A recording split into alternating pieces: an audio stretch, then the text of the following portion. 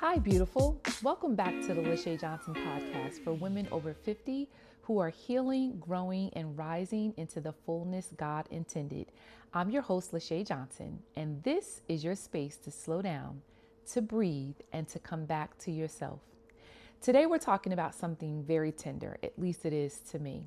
Something many women feel but don't always say out loud. How do you let someone love you again? At least that's what I think. I'm a woman of a certain age and I am currently dating, and I'm dating exclusively, and I'm learning and I'm asking myself this question: how do I let someone love me again? Now, just how to receive attention, right? But how to actually open your heart again after it has been hurt. Now, I'm being vulnerable and I'm here and I'm sharing. Like I said, it's not just how to receive attention, but how to actually open your heart again after it's been hurt. And here's the truth: it's not always that love is not available.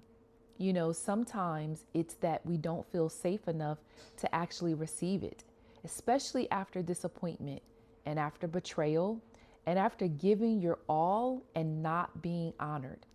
You don't just move on. It's not that simple. I mean, at least it hasn't been for me.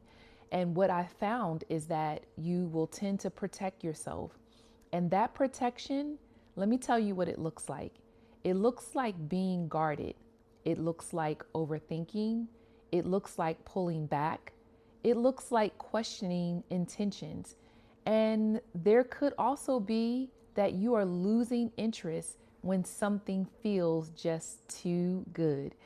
Now, I just need a minute because I am thinking about my current situation and I feel very, very blessed that I have a wonderful guy. But all of those things that I listed, I am processing, and I'm not processing alone. Here's the thing: not because you don't want love, it's not because you don't want it, but because you don't want the pain again. That's really what your protection is coming from. That's where it's coming from. It's coming from a place where you just don't want to feel the pain again. So let me just share what I would consider to be gentle truth and a foundational scripture to help anchor my encouragement to you as I'm encouraging myself. I want you to gently remind yourself of this. In Isaiah 43:18-19, this is what it says: forget the former things and do not dwell on the past. Can you see that I am doing a new thing? And God is not asking you to pretend that your past did not happen. He's inviting you and He's inviting me to not let it define what's possible for your now. Because healing does not mean you never remember. It means the memory, it no longer controls your openness to being loved again. Now, let's just take a moment and really consider what's really blocking the love. Sometimes what's blocking love isn't the other person. This is what I think. I'm thinking it's unresolved pain, the fear of repeated patterns, or the belief that it just won't last.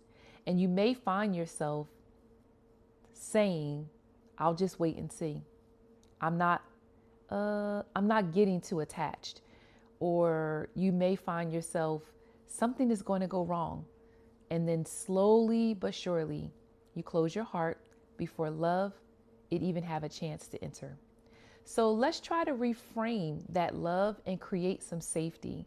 And let me just say this clearly: letting someone love you again does not mean you're abandoning your wisdom. It means you're allowing yourself to be present, not protected by fear. And you can take your time, you can pay attention, and it is important that you stay grounded. But sis, still, I want to encourage you to remain open, because love should not feel like anxiety. It should feel like peace, consistency, and safety. And here it is. If it is healthy, you won't have to chase it. You won't have to force it, and you definitely won't have to prove yourself for it. So what does this actually look like if we put it into practice? What does it look like for you, for me, to let someone love you again? It looks like not assuming the worst before it happens, allowing kindness to land without questioning it, communicating instead of withdrawing, letting things unfold without rushing or resisting, and most importantly, letting God heal the part of you that still expects hurt. So let me encourage you. You don't have to rush into love, but you also don't have to run from it.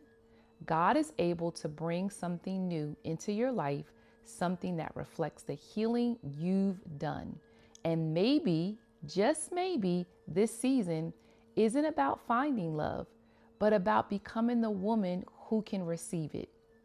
Let me thank you for joining me today. And if this episode spoke to you in any kind of way, I want to invite you to share it with another woman who is on her journey of opening herself back up and becoming the woman that God always intended her to be. And if you haven't already done so, stay connected with me on my Instagram at Lashay Johnson and on my YouTube at Lashay Johnson. And I want to ask you to do this. If you've been listening to the podcast and you haven't subscribed yet, what are you waiting for? Subscribe today to the Lashay Johnson podcast. It's found on Apple and on Spotify. Now, sis, here's what I'll tell you.